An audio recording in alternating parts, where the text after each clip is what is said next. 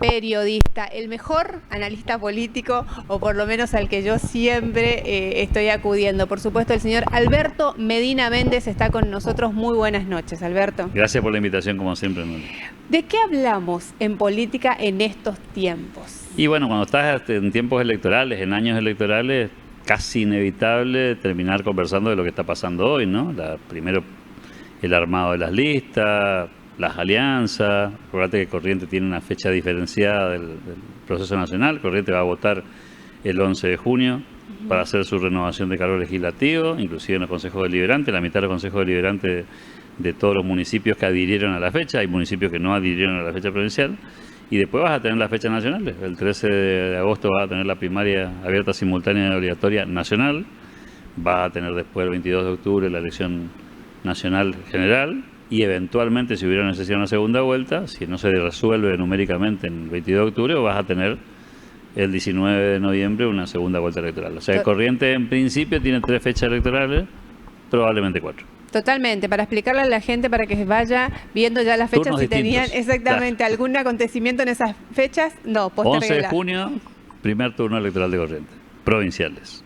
Solamente en algunos municipios, en toda la provincia de Corrientes, para elegir senadores, 1/3 del Senado, la mitad de la Cámara de Diputados, que se renueva, la mitad de los consejos deliberantes, y en algunos lugares, Defensor del Pueblo, también hay convenciones constituyentes de reforma de Carta Orgánica Municipal en algunos municipios, pero son casos muy puntuales, ¿no? Y lo que estamos cerrando en estas horas tiene que ver con las alianzas, que es la primera instancia de definición política. Es decir, cuántos frentes electorales, alianzas partidarias vamos a tener en la elección del 11 de junio, que, para explicar también mejor, una cosa van a ser las alianzas provinciales, en los que los partidos adhieren a un frente determinado, pero después, en cada localidad, en la elección comunal, para elegir concejales, puede haber frentes distintos, que no reportan al frente original. Entonces, ya hay casos que conocemos en estas horas, en las que va a haber municipios en los que partidos que son aliados en el frente provincial van a ir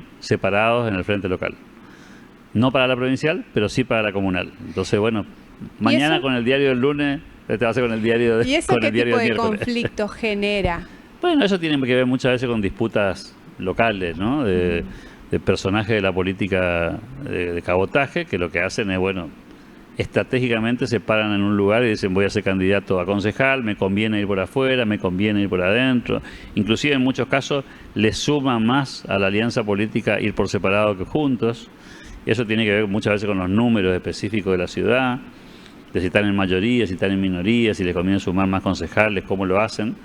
Y a veces por discrepancias personales o partidarias del distrito local. Y en ese sentido, Corrientes ha sido siempre muy generosa en no meterse más de la cuenta en las disputas comunales, ¿no? Es decir, no provocar una alianza forzada cuando los dirigentes de una localidad prefieren estar en boletas diferentes.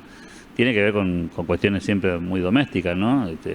A veces los partidos tienen alianzas generales en las que se ponen de acuerdo en grandes temas, pero en una localidad particular tenemos líderes que tienen, digamos, alguna desaveniencia que hace que vayan en boletas diferentes.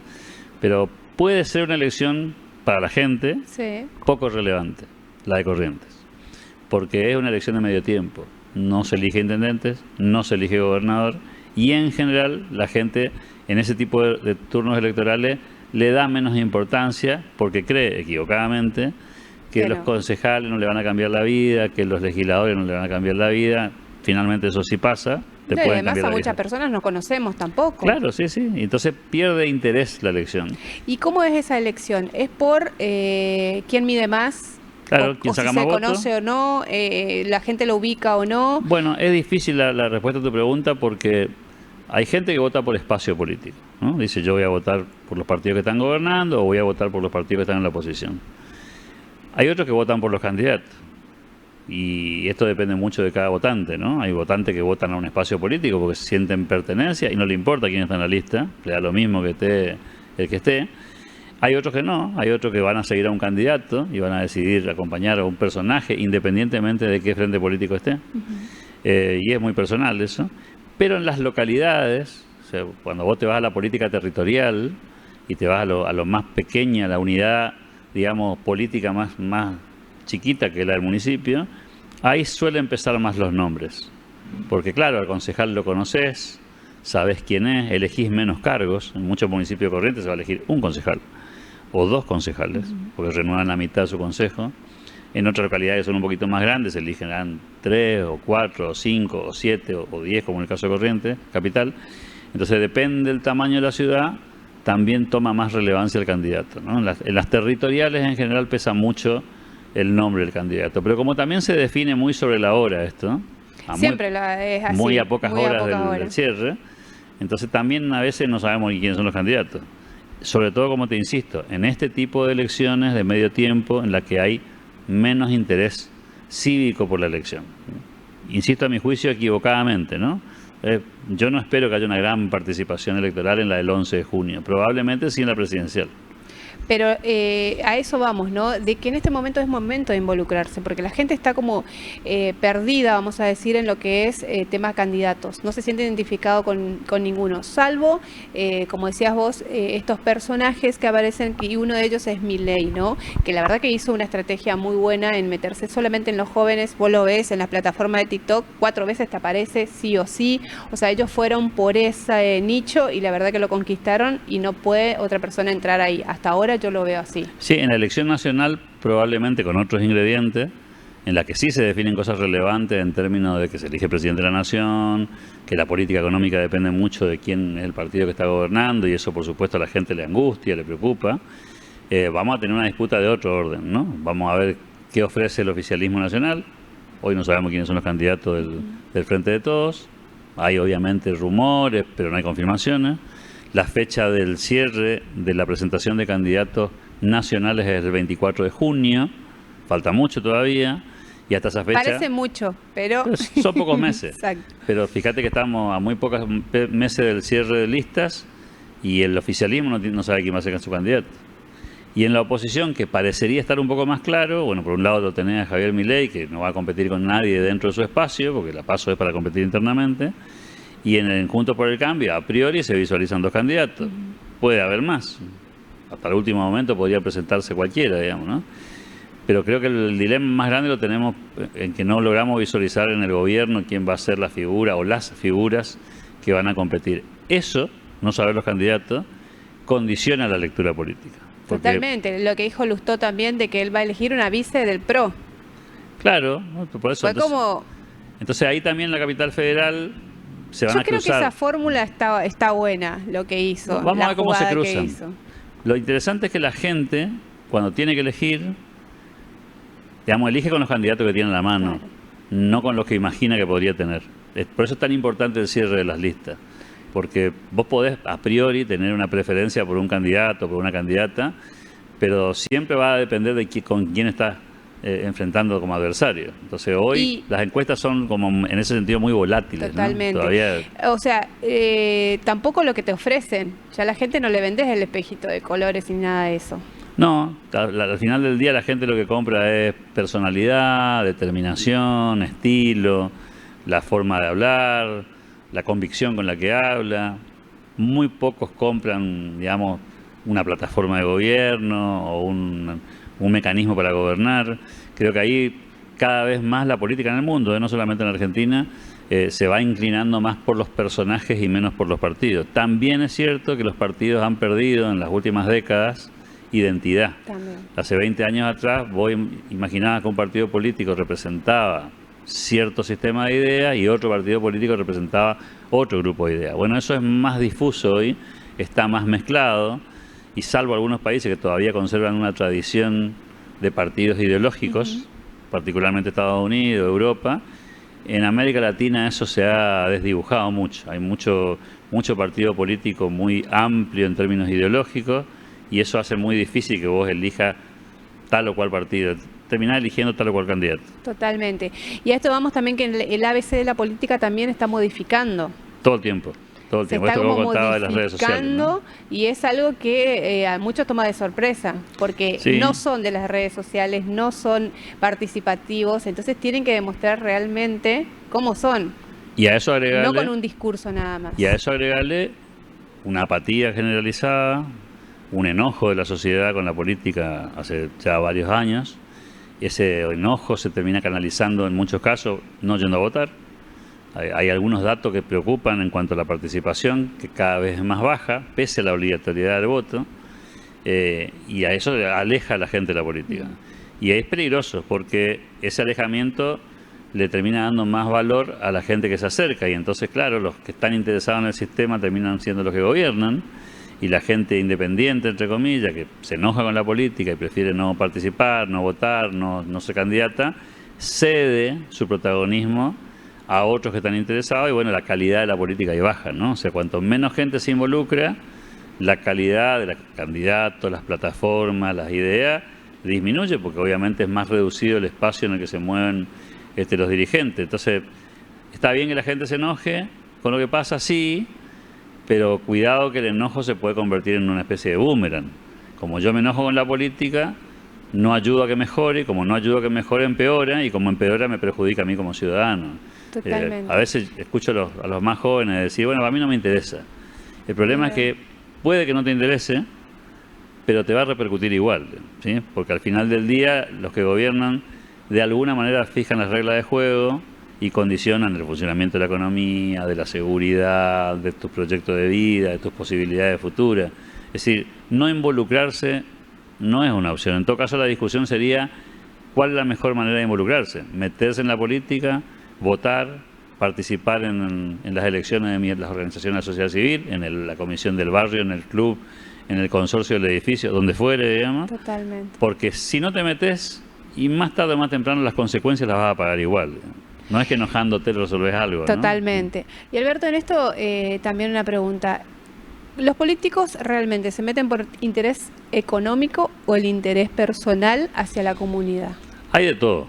Hay, como pasa en todas las profesiones, ¿no? Así como hay médicos que se dedican a la medicina para curar y quieren brindar un servicio, también están los otros que se dedican a la profesión porque es un medio de vida.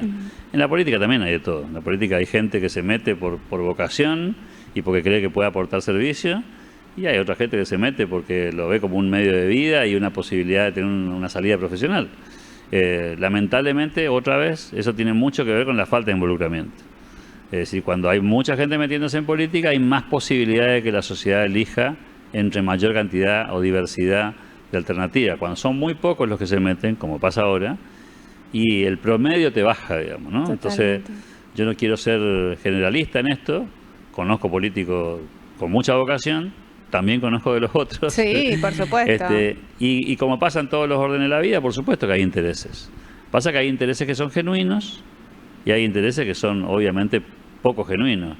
Y a mí no me preocupa que los políticos tengan intereses, me preocupa que los medios a través de los cuales se manejan en su forma de hacer política no sean los óptimos. Totalmente. O no sean los correctos, ¿no? Todos son millonarios, tienen sus empresas todos, pero después el discurso va para el populismo. Claro, y eso también otra vez tiene que ver con la baja de la calidad de la democracia latinoamericana particularmente, ¿no? En los países desarrollados, un tipo que hace política es generalmente una persona que ha sido exitosa en lo suyo, en su profesión, en su empresa, y después se mete en la política. Para muchos latinoamericanos eso está mal, porque hace que se dediquen a la política solamente los que tienen recursos. En Latinoamérica es al revés, y yo no sé si es mejor. O sea, aquí muchos dirigentes políticos terminan haciéndose recursos cuando entran a la política. Exacto. Y no tienen ningún éxito particular, privado, ni como artistas, ni como empresarios, ni como profesionales. Yo prefiero tipos exitosos en lo suyo, que han sido capaces de demostrar cierta cuota de liderazgo en sus profesiones, cualquiera sea, que después vienen a la política a traer su experiencia y que no están peleando por el mango, sino que están peleando porque tienen una vocación de transmitir o valores o soluciones. Lamentablemente en América Latina hemos perdido mucho de eso, y a lo largo de los últimos años te diría que la política se ha deteriorado, y si bien todavía hay excepciones a la regla, de gente de muy buen nivel, cuando vos mirás los cuerpos colegiados, por ejemplo, el Consejo Deliberante o la legislatura, los congresos nacionales, ya no tenés lo que tenías hace 20 o 30 años atrás. Totalmente. Tenés gente de menos preparación, en promedio, insisto, hay gente muy valiosa, pero cuando vos mirás los debates decís, hemos perdido calidad, hay en menos los propios ideas. proyectos vemos. Claro, hay pocos proyectos, no muy profundos, hay muy pocos legisladores que estudian. Claro, algo que no deberían leer, que deberían estudiarse, se pasan leyendo. Claro, y a veces sobre la marcha. Insisto, hay legisladores que conozco que se toman el trabajo de leer todo, de estudiar todo y de no votar ningún proyecto de ley sin interiorizarse. Pero también conozco otros que llegan a la sesión sin ningún conocimiento del tema, votan en bloque, acompañan un proyecto porque su bancada está de acuerdo o no, y obviamente eso te hace perder calidad. Por eso yo soy un defensor acérrimo del sistema que tiene Corrientes de dos cámaras. Que es un sistema muy controversial, mucha gente critica para qué quiere tener Senado y diputados y al final es más caro. Bueno, primero que no es cierto que sea más caro, y segundo es que el sistema bicameral impide cometer algunos errores, porque cuando se comete un error en una cámara, tener la posibilidad de salvaguardarlo en el otro, mejorar el proyecto, que vuelva otra vez y eventualmente que no salga. Chaco, Misiones, Formosa, que tiene una sola cámara, es mucho más peligroso, porque una mayoría parlamentaria circunstancial puede convertir en ley cualquier cosa, con gente que no lee, con gente que vota porque el partido político en el que está le dice levantar la mano y listo. Totalmente. Y así han salido aberraciones que después no tienen solución, digamos, ¿no? Porque una vez que toman estado parlamentario y son ley, son mucho más difíciles de desarmar. Yo en ese sentido soy un defensor acérrimo del sistema bicameral, porque me parece que te da más defensa contra los errores. Alberto, la última, en esta oportunidad no me quería ir sin preguntarte el tema de las boletas sábana. No nos vamos a poder en esta no dejarla atrás, no en se puede no. Todavía. Ni Corrientes sigue con el sistema de boletas. boletas. Señor, vaya preparado porque sí, tiene que elegir. Vamos a tener más de 60 boletas seguramente en Cuarto Oscuro. Muchísimo. O sea, el tema que Corrientes sigue teniendo una deuda pendiente con la reforma política. En Corrientes no hemos hecho reforma política, vamos a llegar a una votación con más de 60 boletas en el Cuarto Oscuro, de las cuales 30 boletas van a tener los mismos candidatos, 20 y pico de boletas van a tener los mismos candidatos, y después habrá otras sueltas con alguna diversidad. Encontrar la boleta del partido que querés votar va a ser una tarea difícil, digamos, y eso es porque, bueno, el sistema político prefiere no modificar, está cómodo con este sistema, le resulta funcional, operativamente es muy engorroso, muy complejo, y eso hace que, bueno, después el recuento demore mucho, lo que hablábamos fuera de micrófono, el costo del papel es muy elevado, hay un tema ambiental también. El tema ambiental, la ecología, estamos hablando de todo eso. Para Corrientes ese tema sigue siendo pendiente. O sea, depende del tiempo, de la temporada que estemos. Sí, pero yo te diría que ya hace, lamentablemente, te diría yo unos 15 años que Corrientes vota con este sistema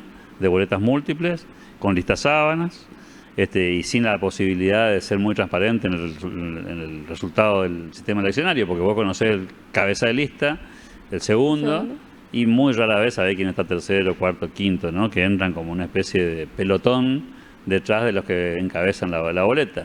Bueno, los partidos políticos van a defender esta posición porque les resulta probablemente conveniente, pero hay bastante poca vocación de modificar el sistema electoral correntino, que por otro lado tampoco tiene primarias. Corrientes tiene otro defecto en el sistema electoral, que es que no tiene primarias. Al no tener primaria, las listas se arman, digamos, en una especie de mesa de consenso. Y no hay posibilidad para los candidatos de presentarse espontáneamente y dejar que la ciudadanía sea la que elija, y no el partido o la alianza en este caso, ¿no? Pero bueno, me parece que es una tarea pendiente. La elección nacional va a tener otra característica. Ahí también hay lista sábana, pero van a ser muchas menos boletas porque ahí hay una boleta por alianza y no una boleta por partido.